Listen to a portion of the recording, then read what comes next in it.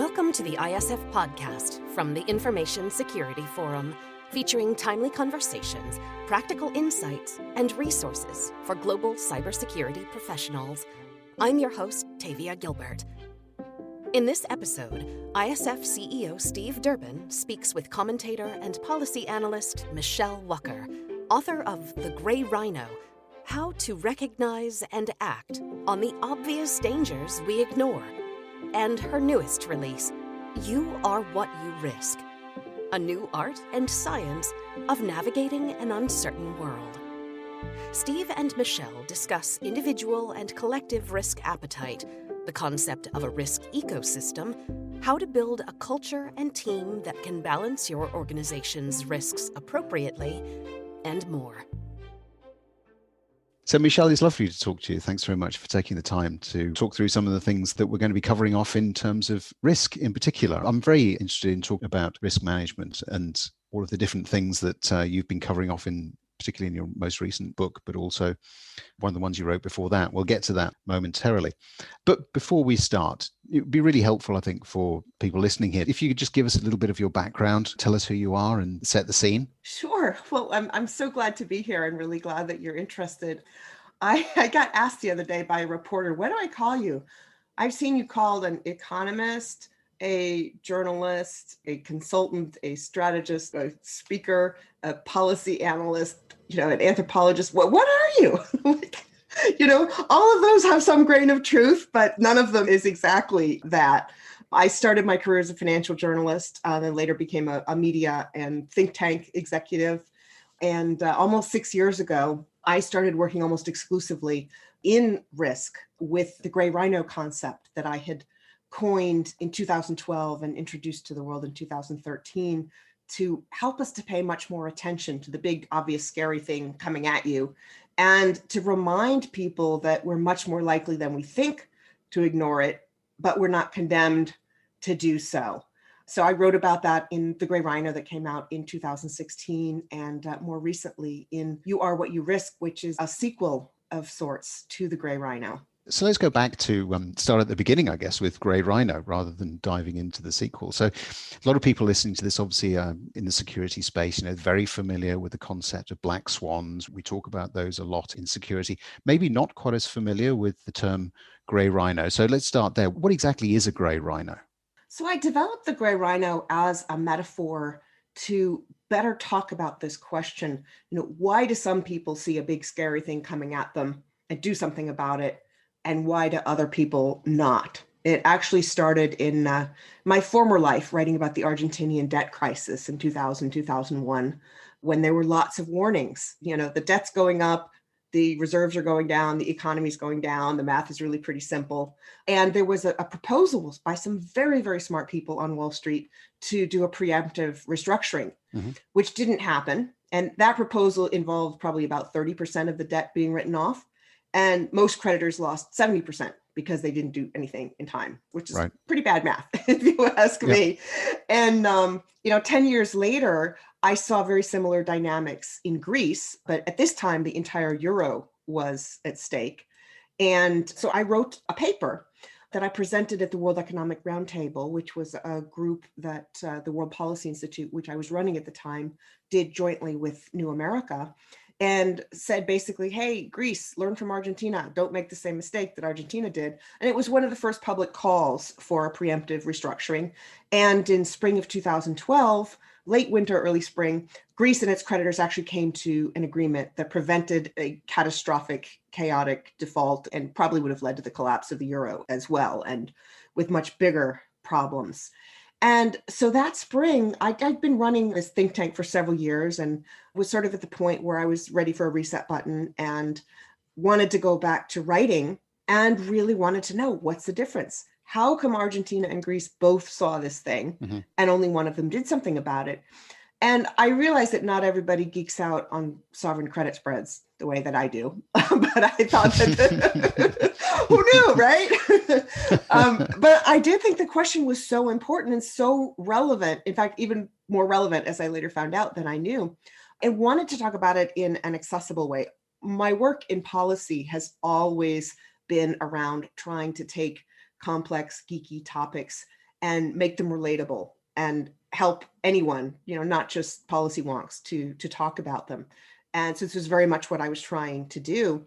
And I'd been struggling with how to tell that story. And that summer, I was in my office with a friend, a corporate lawyer, very experienced and senior.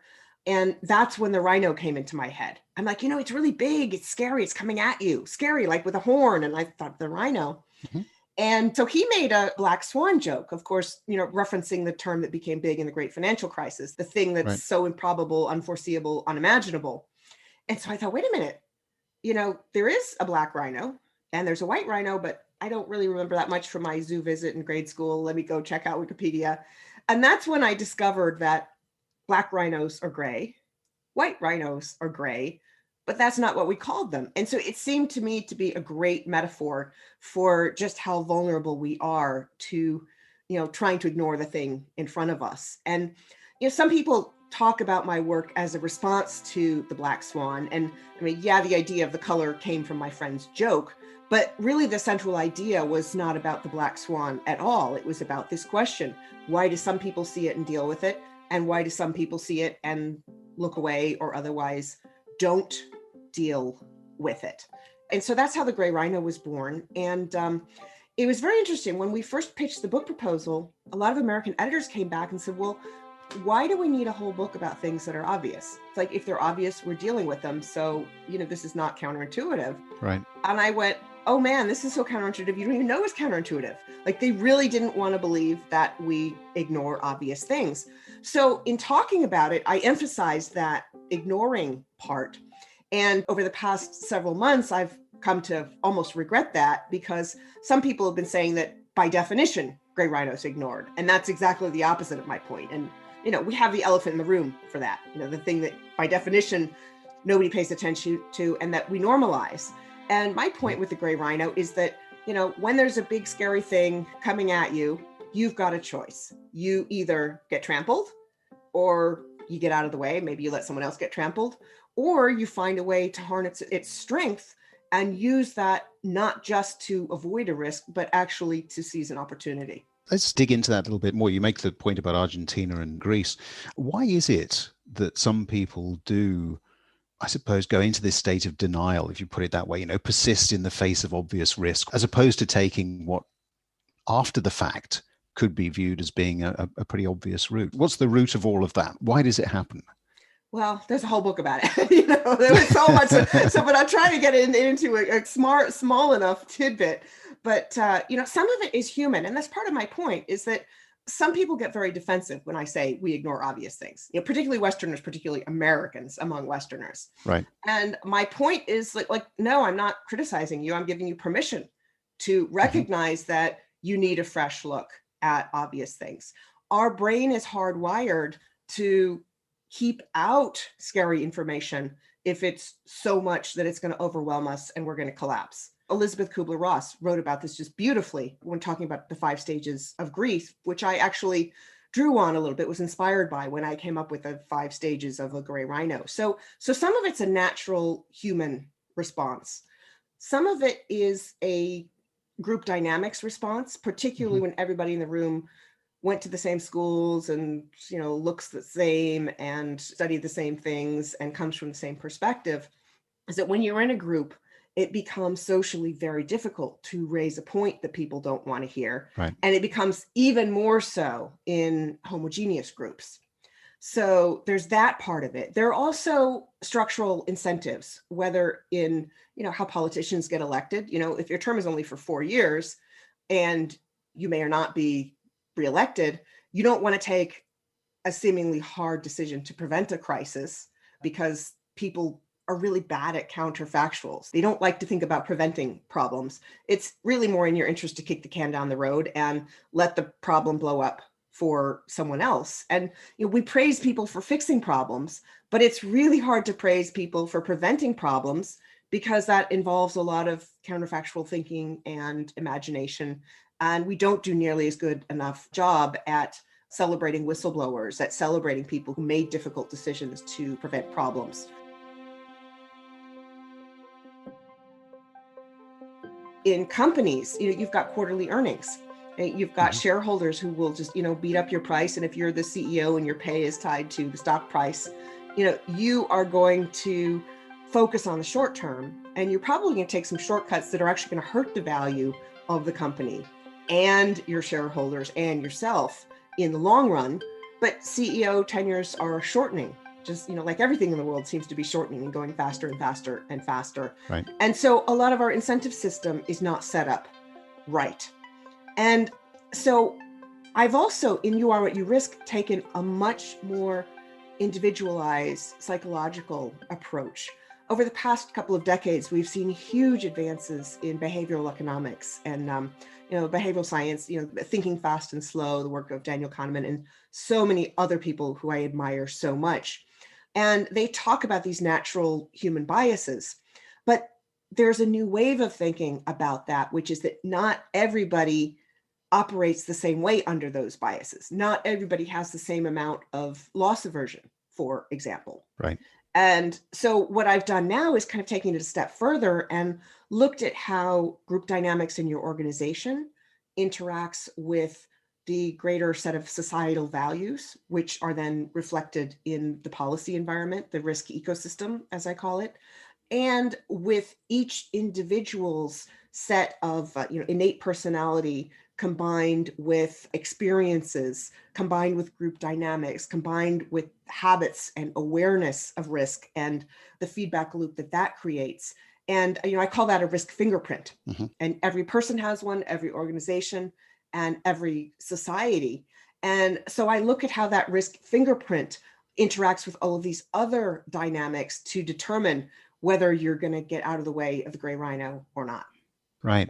And this, I guess, is, the sequel, You Are What You Risk, the new art and science of navigating an uncertain world. So I like that blend of art and science. That for me is something that I've always been very sort of drawn to. I think that particularly in the security space, we perhaps have a tendency to always focus purely on the science. But of course, as soon as you introduce people into the mix, as you've just been talking about, then for me, it all switches immediately into an art form rather than anything else. So I do like that title that you came up with there of blending the two things together. This notion of fingerprint at an organizational level, I'm interested in that because increasingly, of course, everything that we do in the corporate world is about risk management.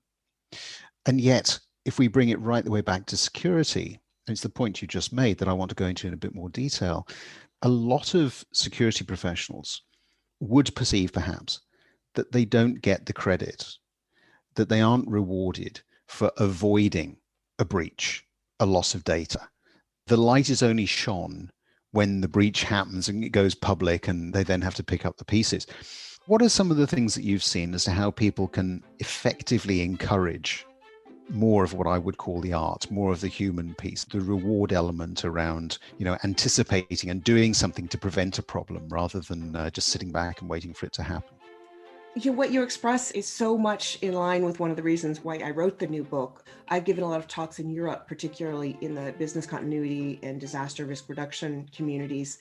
And so many people, risk professionals who are used to, losing sleep over this kind of stuff, would come up to me and say, this is so important, but risk tends to get shoved into a corner. A lot of boards or other executive teams will say, okay, we did our risk analysis and okay, that's it. And they were very, very frustrated that often the insights from the risk analysis didn't actually get put into action. Or Right. There'd be people saying, hey, I'm here in my risk world that's kept in a silo, and I really need a way to talk to the other people in the company. And, with information security, it's that one person who clicks on the phishing email.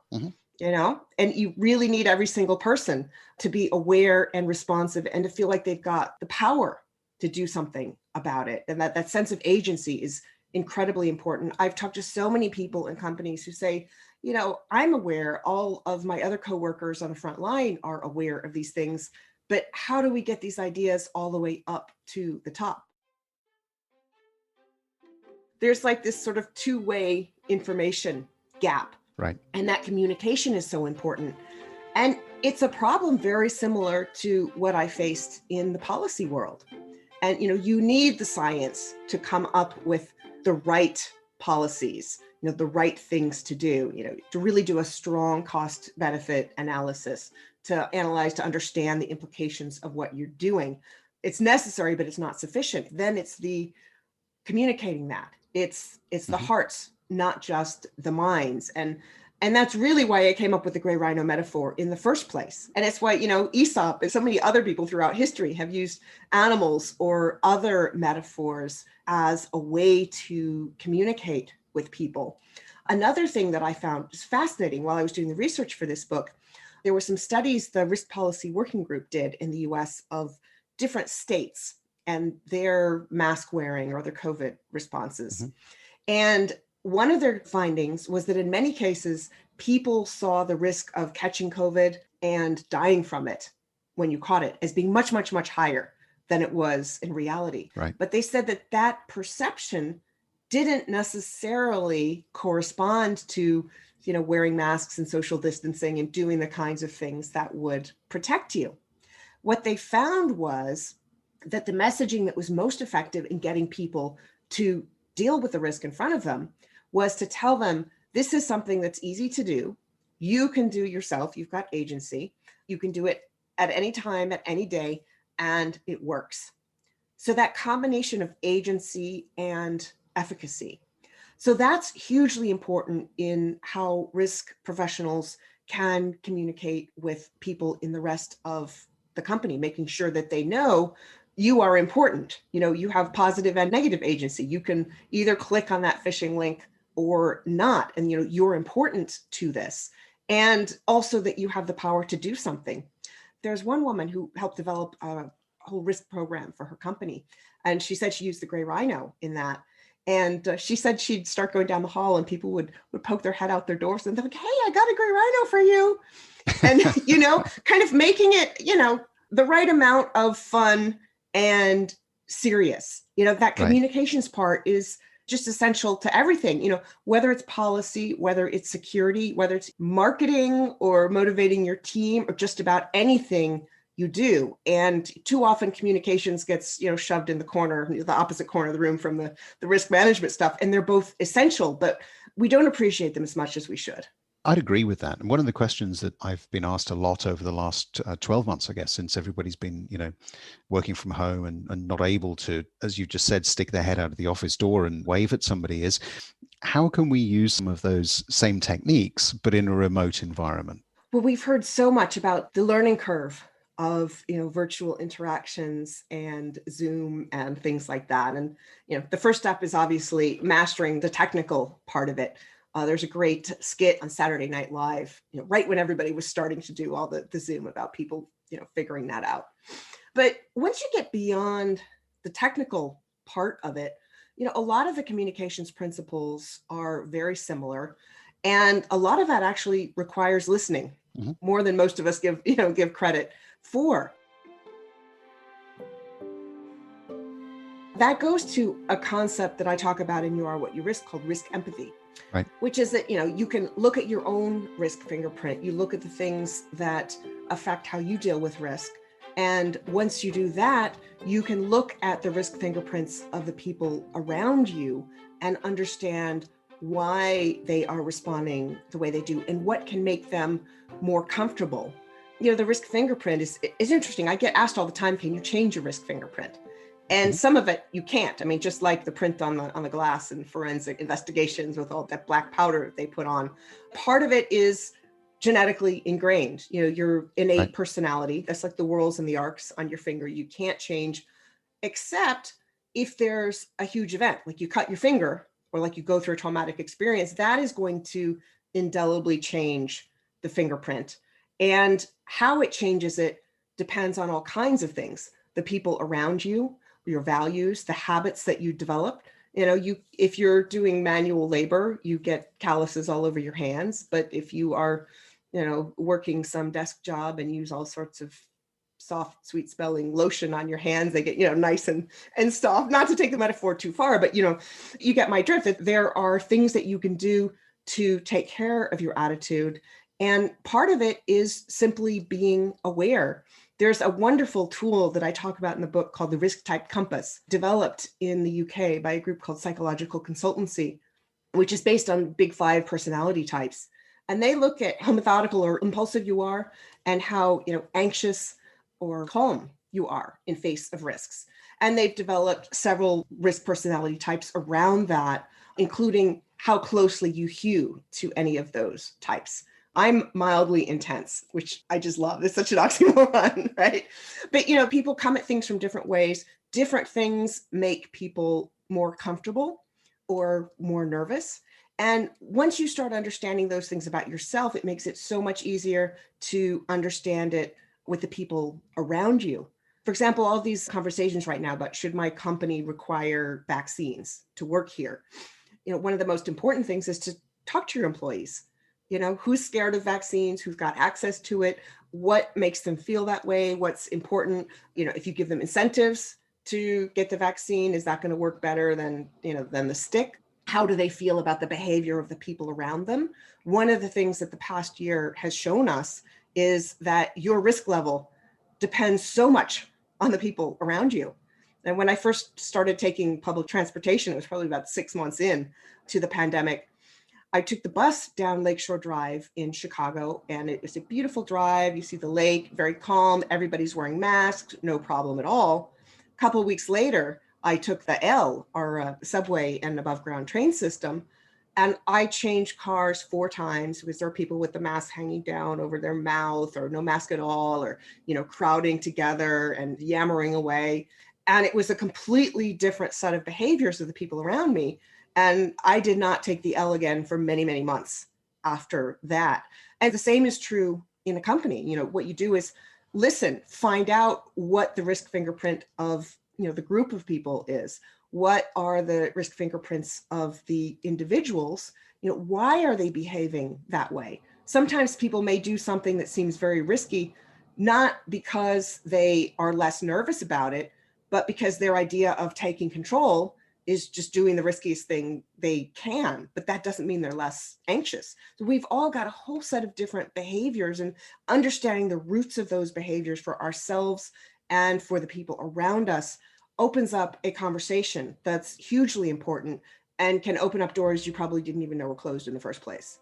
And that's a hugely important point, I think, for security in general, because, of course, security, I think for many years, has tended to work in isolation. It's tended to work off policies, off processes, hasn't really looked at engaging to the degree that it has to today with people.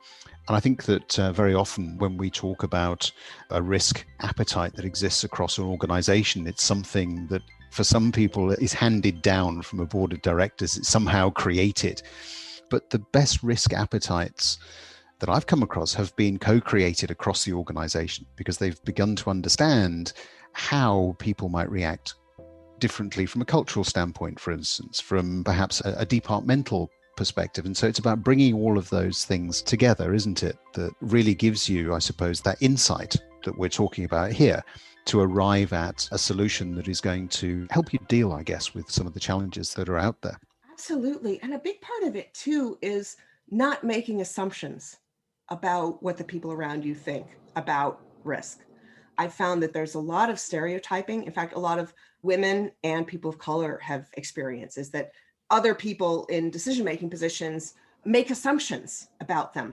I interviewed Genevieve Tiers, the co-founder of Sitter City, a year or 2 ago, was the woman who raised more money than anyone else in Illinois. Mm-hmm. And she said in the early days of the company, she would have to go into fundraising meetings with now her husband. So she wanted him there, but she felt it was important to have a man in the room because otherwise the funders didn't think she was going to take enough risks, quote unquote, which is kind of a crazy thing.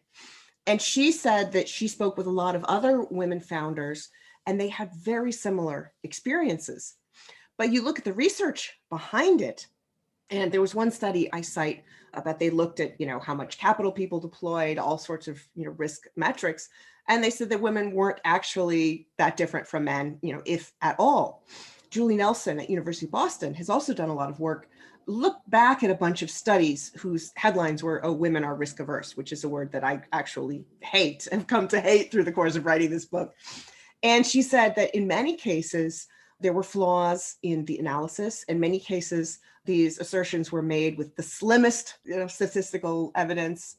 And she also said that a lot of them would look at averages instead of ranges of risk preferences.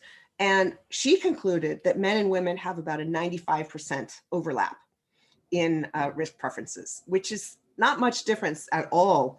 There are differences in certain areas, in things like, unprotected sex or speeding or things like that.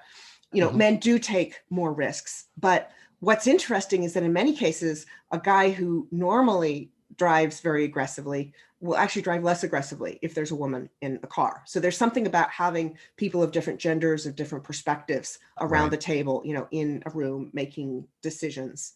But also that women in high stress situations tended to make better risk decisions. And also that in hindsight, women were more accurate in evaluating whether their risk decision was a good one or not. There's also research that shows that women are more willing to take social risks in terms of, like, say, speaking up. And it actually is a bigger risk for women to do that than for men. I talked earlier about group dynamics and how hard it is for a single person who is, different from the rest of the group to say something and get heard. In many of these groups, there is, just one woman or just two women. And so in many ways, women are much more experienced in making risk decisions because there are so many situations that are riskier for them than for men.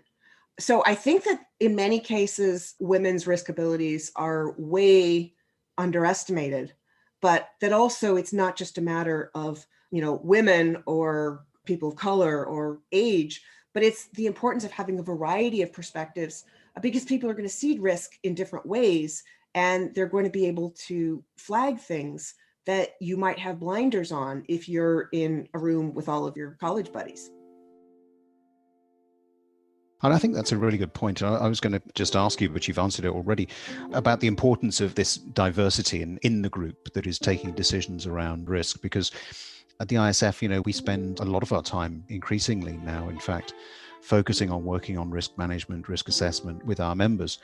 And the better outcomes, I would say, are the ones where we've been able to get a broad brush view across the organization, very diverse groups, different cultures, different genders, all of that whole melting pot that you've just been talking about. And so I've actually seen some of the benefit of what you've been talking about here.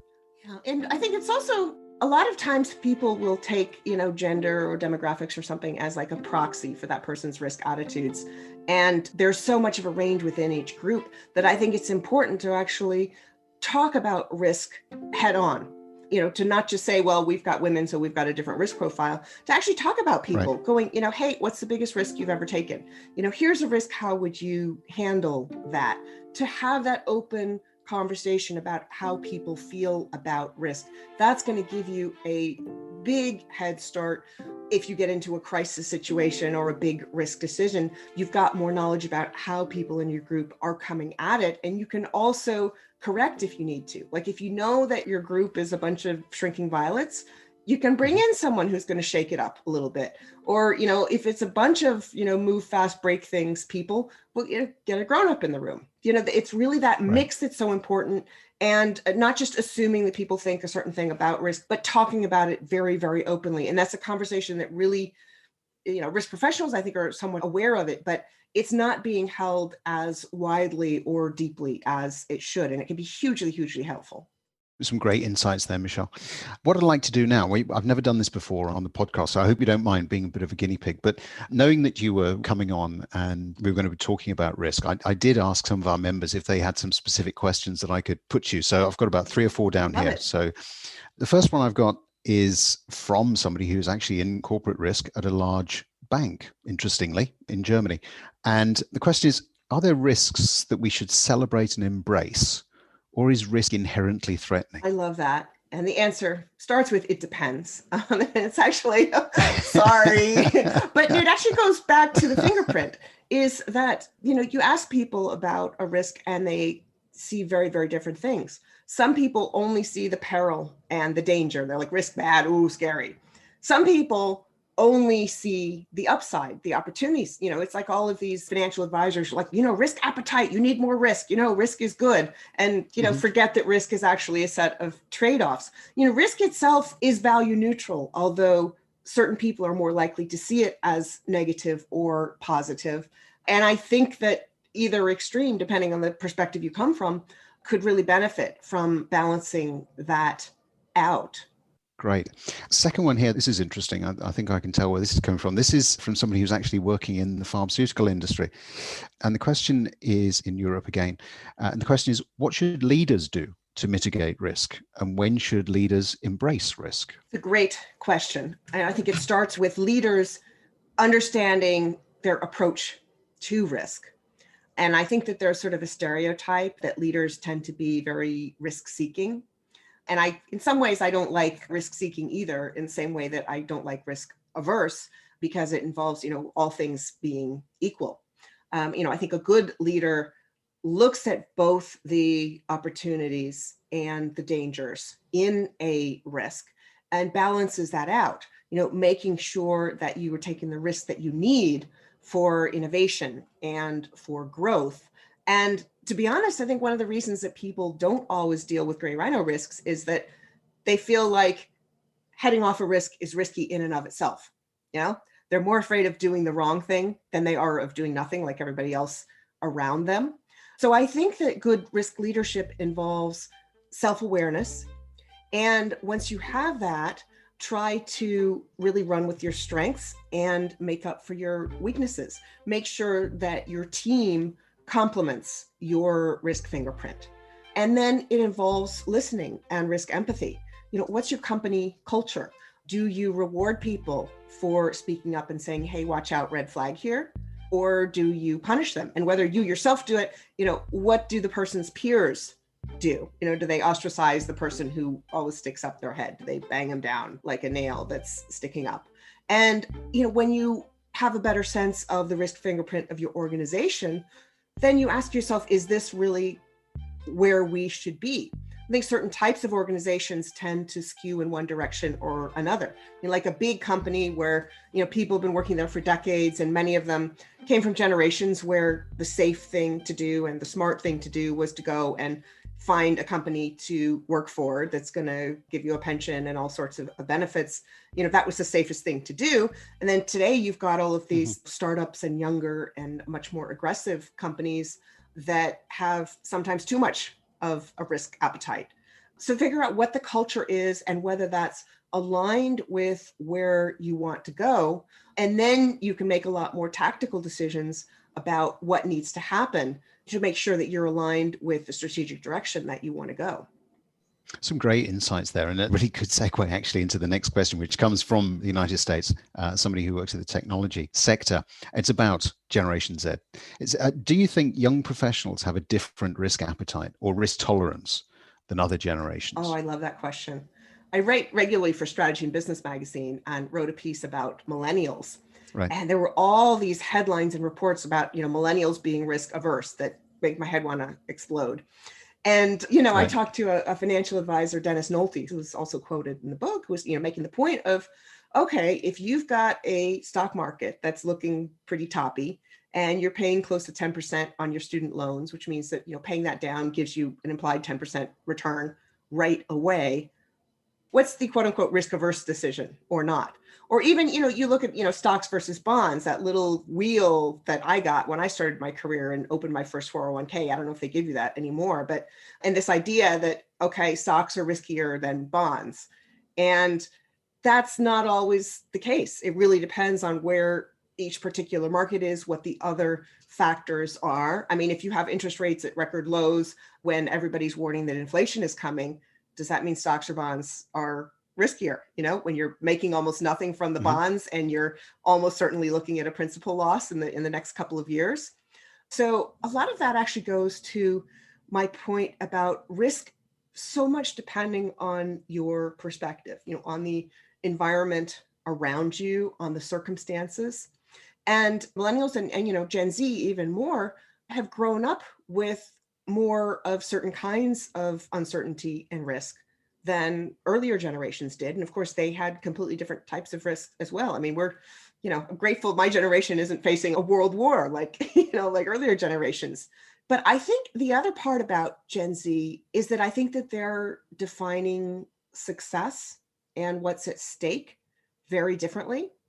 I attended a workshop with a bunch of Gen Zs, most of them kind of getting close to finishing college, a few of them recent graduates who were interested in working in finance.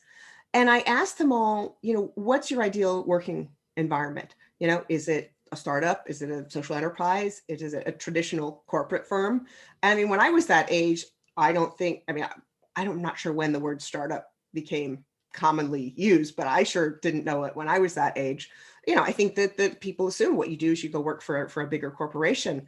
And very, very few of these people wanted to go work for a big traditional employer, which, in my day would have been considered hugely, hugely risky. Right. But, working in a smaller organization gives you more agency, more of a sense of possibility, less bureaucratic sclerosis.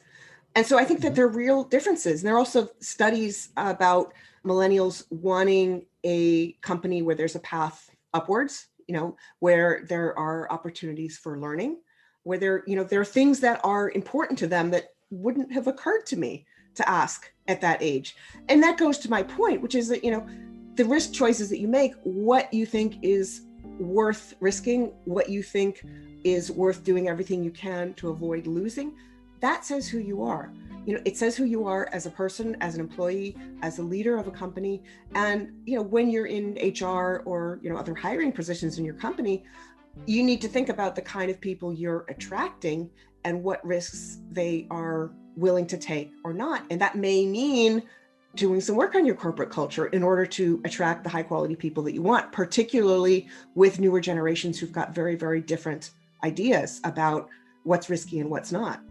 That's a great point, isn't it? And probably one, unfortunately, that we're going to have to leave it on there as I'm conscious of time. Michele, it's been fantastic talking to you. Some really strong insights there. And for people who are obviously interested in going further, you've written, as we said at the beginning, 2 books. The first one, The Grey Rhino, and the second one there, You Are What You Risk. Both are available on Amazon, I guess. Your favorite bookseller. I've been encouraging people lately to go to your favorite independent bookseller. They've really been struggling a lot during the pandemic and have really been there for their audiences. So I think it's very important. There's more information about both of them on my website, thegrayrhino.com, the American spelling A, although the English spelling with an E will get you there as well. Michele, thank you very much indeed. It's an absolute pleasure talking to you. Thank you. Likewise. Thanks for having me. Thanks so much to our guest this week, writer Michele Wucker. Next week, Steve is in conversation with Michelle Seiler Tucker, speaker, author, and CEO of Seiler Tucker, a business specializing in mergers and acquisitions. Here's a preview of that conversation. To maximize value, that first is people. You don't build a business, you build people, and people build the business for you and with you. Right. So entrepreneurs have to focus on their strengths, hire their weaknesses. You got to stop trying to do everything, put the right people in the right seats and ask the who question. Who opens the doors? Who deals with customer service, legal, marketing, manufacturing, logistics, environmental?